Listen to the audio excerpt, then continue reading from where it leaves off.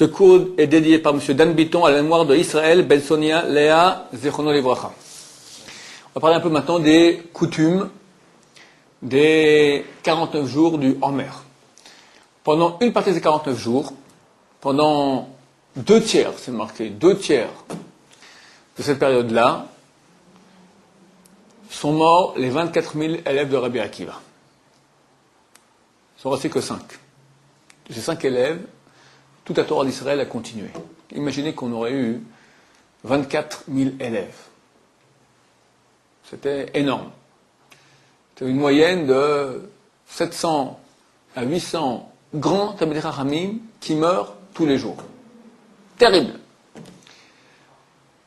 La preuve est simple. En souvenir de ces 24 000 morts, au niveau des raisons plus compliquées, raison de la mystique juive dont on ne pourra pas parler ici, nous avons l'habitude, la coutume d'être en deuil depuis la fin de Pessah jusqu'au 34 du Homer. 34, ce serait les 2 tiers des 49 jours. Ce deuil, comment il se... C'est un demi-deuil, c'est pas un grand deuil, mais il y a certaines coutumes de deuil que nous prenons sur nous. D'abord, pas de mariage. Pendant Pessah, on se marie pas parce que c'est la fête, mais aussi après Pessah, on ne se marie pas, à cause justement de ces coutumes de deuil. On pourra commencer à se marier, pour nous les Sfaradim, le 34 au matin, pas la nuit. Les Ashkenazim sont plus mécanismes là-dessus. Dès le Lag BaOmer, c'est-à-dire dès le 33 de Homer, ils peuvent se marier. Se fiancer, on peut toujours. On peut se fiancer durant cette période-là sans problème. Simplement, il y aura un problème au niveau de la musique. Musique, on n'écoute pas de musique, ni jouer, à moins que c'est quelqu'un qui joue pour sa parnassa, c'est son gagne-pain. Mais musique, jouer, musique écoutée, pendant les 34 premiers jours jusqu'au 34 au matin, on n'écoute pas de musique. À moins qu'il y ait une grande simcha. Bar mitzvah, brit milah, fiançailles, non. Fiançailles, c'est quoi? C'est rien. Comme vu la Torah, c'est pas, t'as décidé maintenant de te marier, mais tu t'es pas marié, rien, absolument rien, tu as officialisé. C'est pas une raison suffisante pour légitimer qu'on amène ici de la musique. Alors, d'après la Torah. C'est quoi ça? Kiddushin, on ne fait plus aujourd'hui. Kiddushin, c'est un vrai mariage. D'accord? Aujourd'hui, ça n'existe plus. Alors, tu amènes maintenant tous tes amis, on peut chanter. Chanter avec la voix, on pourra autoriser. Les autres moments du Homer, même chanter avec la voix, c'est bien de ne pas chanter, si ce n'est ou en étude, ou en prière. Shabbat, il n'y a pas de deuil. Shabbat, tout est permis. Il n'y a aucun problème de toute façon. Donc, première chose, au niveau de la musique, donc on fera attention de ne pas écouter de musique jusqu'au 34. Après, il n'y a pas de problème. À part, comme j'ai dit, les cas de Simcha, où on pourra jouer de la musique. Mariage, il n'y a pas. Troisième chose, donc mariage, musique. Troisième chose, c'est au niveau de se raser. Quelqu'un qui est en deuil ne se rase pas, nous aussi on ne se rase pas. On ne se rase pas, nous on se coupe les cheveux, jusqu'au 34 au matin du Homer. Même pour Shabbat, on n'a pas le droit de se raser. Alors, normalement, je vais dire maintenant, la loi stricte telle qu'elle est marquée, elle interdit pour les Sfaradim jusqu'au 34 au matin de se couper tous les cheveux du corps. Peu importe, parce qu'on apprend ça des lois de deuil. Dans les lois de deuil, c'est valable pour tous les cheveux du corps. Pour que les femmes pourront, parce que les femmes, au niveau des lois de deuil, que les 7 jours, elles ne peuvent pas, mais après, elles peuvent. Pour les hommes, c'est interdit pendant les 30 jours. Or le Homer, ça prend des 30 jours de deuil. Pour une femme, ça sera permis. Pour les enfants de moins de 13 ans, ça sera permis de se couper les cheveux, il n'y a aucun problème. Maintenant, pour les hommes, au niveau de la loi stricte, comme je dis, jusqu'au 34 du matin, au niveau de la mystique juive, Rabbeinu Arachash, la Kabbalah, elle dit surtout pas se couper les cheveux jusqu'à la veille de Shavuot, le 49e jour au matin. Et le Rav Ben Sion, il dit que nous, Sfaradim, lorsqu'on peut faire le chose pour la Kabbalah, on doit le faire, donc c'est obligatoire, on ne se coupe pas les cheveux. La barbe, on peut, parce que c'est plus des raisons de deuil comme les 34 premiers jours, c'est au niveau de la mystique juive. Ce sont d'autres raisons de se faire tout ça. Et vu que les cheveux d'ici et les cheveux de là, c'est pas la même chose, donc tous les cheveux du corps, on pourra les couper dès le 34 du matin, à part les cheveux. Se couper les cheveux de la tête, ça, on devra attendre au 49 le matin. Le Rav Ben Sion, il dit que tous, pour nous Sfaradim, ce qui est Kabbalah, on est obligé de le faire, si on peut le faire facilement. Le Rav Yosef lui dit non, c'est d'après la Kabbalah, c'est une mesure de piété, celui qui veut, dès le 34 au matin, se couper les cheveux, il peut aussi. Donc chacun fera d'après les rabbanim qu'il suit. Pour quelqu'un pour qui c'est extrêmement dur, pour des raisons de travail, des raisons de commodité, des raisons de shlombait, de ne pas se couper les cheveux, pas se raser, alors il pourra se raser le Rosh Chodesh Iyar. C'est un Rosh Chodesh, c'est un peu un jour de fête. C'est donc, ça tombe environ le 14e, 15e jour environ du Homer. Il faudra voir Rosh Chodesh Iyar. Le premier du mois d'Iyar. Pour se raser. On pourra se raser qu'une fois, là. Qu'une fois. Maintenant, celui qui vraiment ça va pas, il risque l'incident diplomatique s'il ne se rase pas.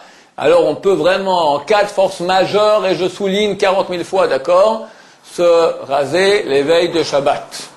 Soi-disant, c'est vraiment un soi-disant, les chavot Shabbat, pour le kavod du Shabbat. Moins que ça, on ne pourra absolument pas autoriser, même dans les cas extrêmes. Oui, il y a un cas on peut autoriser. Quelqu'un qui était malade. Avant Pessah, il avait une maladie de peau, il ne pouvait pas se raser. Ou il était en prison, il ne pouvait pas se raser. Ou il vient en bateau, je ne sais pas, il était en alpinisme sur l'Everest et il revient maintenant pendant le Homer.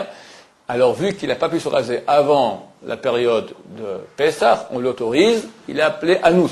Il est contraint, c'est pas de sa faute. Ouais, comment le fait d'être en deuil il peut repousser la joie qu'on doit avoir quand on fait le Homer, normalement? Parce que le Homer, c'est une smicha. Non, ce sont des jours de dinim, c'est pas des jours bons pour Israël. Les jours d'Homer, c'est pas des jours Ouais. D'un côté, le Ramban il dit que c'est comme le Chol HaMoed qui va de Pessah jusqu'à Shavuot. Mais d'un côté, nous, les mystiques, ce sont les jours de din. Tu vois que les 24 000 élèves de Rabbi Akiva sont morts dans cette période. Pourquoi dans cette période? Qu'ils soient morts à une autre période. C'est une période de din, de rigueur céleste, pour laquelle on ne fait pas de Yehudim. Comme chose qu'on est. On prépare à recevoir la Torah, donc Oui, c'est la fête. oui, c'est pas la fête encore, donc c'est préparation. La fête, elle sera à la fête.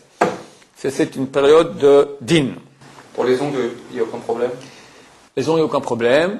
Quelqu'un qui maintenant, c'est une simcha, c'est la Brit Mila, le père du fils dont on fait la Mila, le Moël lui-même, celui qui fait l'opération, et le Sandak, celui qui est assis sur le siège du Sandak, le parrain, comme on l'appelle, qui tient sur ses genoux le petit bébé, tout cela, ils pourront se raser et se faire beau pour l'occasion de se couper les cheveux, même depuis le soir d'avant, s'il y a une nécessité. Il y a une coutume qui est marquée dans le Shulchan Aruch, il est vrai que peu de gens le font. Néanmoins, elle est marquée noir sur blanc, et d'après la Rabbi Sion, il faut le faire. Hamovad a dit celui qui a la coutume qu'il le fasse, celui qui ne l'a pas, ne la fasse pas. La Rabbi Sion dit que oui, il faut le faire, que les femmes, pendant la demi-heure où on est censé faire la Sirata Omer, c'est-à-dire depuis le coucher du soleil, depuis la sortie des étoiles, jusqu'à une demi-heure après, ne font pas de melachot. Elles ne font pas de travaux du genre coudre, la lessive, tout ce qui est travail qui est interdit le jour de Yom Tov ou Shabbat, ne pourront pas le faire. Des travaux difficiles, d'accord? On peut allumer la lumière, c'est pas un problème, mais les travaux difficiles ne seront pas faits durant cette demi-heure. Il y a deux raisons qui sont évoquées. Une, c'est parce que c'est le moment où on a enterré les morts, donc il y a des super dinim à ce moment-là. D'autres disent non, c'est le moment où on doit faire la bracha. Donc pendant le temps de la bracha, il ne faut pas qu'on fasse autre chose qui nous occupe et on va rater la bracha. Alors, la vraie raison, c'est la deuxième, à cause de la bracha. D'après cela, les femmes, elles pourraient, oui, faire des travaux. Mais vu qu'il y a aussi la première bracha, donc c'est conseillé, ceux qui veulent bien prendre la coutume, blinader, il faut le faire normalement, de ne pas faire de melacha durant cette première demi-heure. Après les 34 premiers jours où il n'y a plus eu de mort, là on peut déjà alléger plus facilement, et comment on pourra autoriser aux femmes de faire de melacha durant cette demi-heure. Néanmoins, si les femmes qui continuent à faire cette coutume de ne pas faire de melacha pendant une demi-heure, on le fera parce qu'il reste encore la deuxième raison que j'ai évoquée, c'est le temps de la bracha. Bien que les femmes ne font pas la bracha, vu que les hommes vont faire la bracha, durant cette période-là de temps, d'une demi-heure, ne pas faire de melacha. Mais je vous rappelle que Chacham Ovadia a dit, ceux qui ont la coutume qu'ils le fassent, ceux qui n'ont ne le fassent pas, ne le font pas. Le rabbin dit de oui faire. Chacun de nouveau ici fera comme dit son rabbin. D'après le rabbin Sion, il n'y a aucun problème, bien qu'on est en période relative de deuil, il n'y a aucun problème de faire Shechiyanon. D'avoir un nouvel habit, de prendre un nouveau fruit, de faire dessus la bracha de Shechiyanon. Le Rav Ovadia dit que néanmoins c'est une mesure de piété. Même pour ceux qui voudront prendre le minag, la mesure de piété de Bafar Shachayanu, durant Shabbat, aucun problème de faire sur un nouveau fruit la bracha, ou même pour la veille de Shabbat, c'est un nouvel habit de faire la bracha dessus. C'est pour la raison que j'ai dit, aucun problème, on fait Shachayanu comme on veut, quand on veut. Dernière chose qu'on va rappeler maintenant, c'est Shiluach Haken. Vu que ce sont des périodes de dinim, de rigueur, il y a une mitzvah qui réveille beaucoup la miséricorde divine, c'est Shiluach Haken. Shiluach Haken, c'est la période un peu maintenant, le printemps. Il y a une mitzvah, si on trouve, comme ça c'est marqué dans la Torah, un nid d'oiseaux, on n'a pas le droit de prendre les œufs des oiseaux sans d'abord faire partir la mer. Nous cherchons, je n'ai pas encore l'occasion dans ma vie de le faire, mais j'espère le faire bientôt, nous cherchons où est-ce qu'il y a des nids pour rentrer, oui, obligation, on cherche un nid où il y a maintenant des œufs d'oiseaux, de pigeons par exemple, ou si pas des œufs, déjà des oisillons, ça marche aussi. Il faut attraper la mer, pas le père. La mer, on sait la période dans laquelle se trouve, c'est entre 5 heures d'après-midi et 5 heures du matin, en gros, la période où la mer, elle est là, la nuit et le début de la nuit. Et il faut, quand elle est sur le nid, hop, la faire partir et prendre les 2 œufs ou les oisillons. Après, on peut les reposer. On a fait la mitzvah, une mitzvah de la Torah, très grande mitzvah, qui a une goulos, c'est très important parmi les enfants, celui qui n'a pas d'enfants, c'est un truc qui est énorme. Et il faut absolument que ce soit un nid d'oiseaux qui est hefker, qui n'appartient à personne. Donc si c'est sur ton balcon, tu peux pas le faire. Il faut se désapproprier du nid lorsqu'ils sont en train de faire le nid avant qu'il y ait les œufs. Si déjà il y a eu les œufs, tu peux désapproprier avant qu'il y ait les oisillons. Si déjà les oisillons, c'est mort pour cette fois-là. Il faudra attendre que, ou l'année prochaine, ou la nouvelle couvée. Des fois, ils font plusieurs couvées en une année. Ça veut dire quoi, se désapproprier? Dire devant 3 personnes, ce petit morceau de balcon qu'il y a chez moi à la maison ne m'appartient plus. Et les œufs, on n'a pas besoin de les jeter, on peut les prendre? Non, tu les prends, tu peux les remettre. Il paraît, j'ai pas essayé, mais on m'a dit que dès qu'on a touché les œufs, la mer ne revient plus. C'est terminé. Donc c'est mort. C'est une histoire énorme, qui a l'air très cruelle, mais au contraire qui réveille beaucoup de miséricorde divine. Dans les périodes de rigueur, on ne va pas faire cette mitzvah parce qu'on ne veut pas, dans la période de rigueur, aller réveiller maintenant la miséricorde divine, ça risque de faire des courts-circuits là-haut. Alors, durant le Homer, on ne fait pas cette mitzvah. Comme les Yehoudim, j'explique qu'on ne fait pas de Yehoud, on ne fait pas de cette mitzvah durant tout le Homer, d'après la mystique juive. De même, on ne le fait pas durant toute la 7e année ici en Israël, l'année de Shemitah. De même, quand bientôt le temple sera reconstruit, on aura le Yovel, la 50e année des cycles de cette année, on ne fait pas le Shuar Hakel. Et de même, chaque année, en Rosh Hashanah, et Shmini Atzeret, comme ça c'est marqué dans la Kabbalah, et le Rabbi nous rappelle que comme ça nous devons faire. En cela, on arrête les coutumes du Homer. Baruch Adonai, le Olam, Amen, Amen.